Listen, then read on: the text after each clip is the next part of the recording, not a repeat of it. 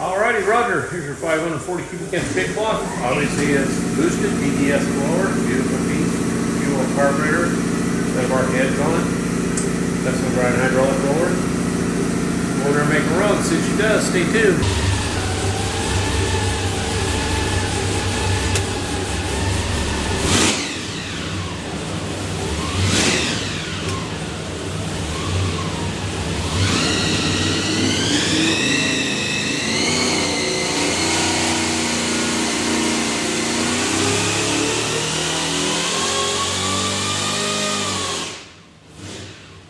Kido 3,500, 724 foot-pounds of torque, peak torque 766, peak horsepower 801. It's with barely over 4 pounds of boost, so everything's good. What we'll do now is pull the pipes back, make sure it's good and clean, show you a couple of things. When you receive your engine, find this thing looks like a credit card. It's a USB card full of technical information.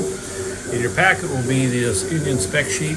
Really recommend kind of reason over that, understand everything. If you've got any questions, give us a holler. Have a great day.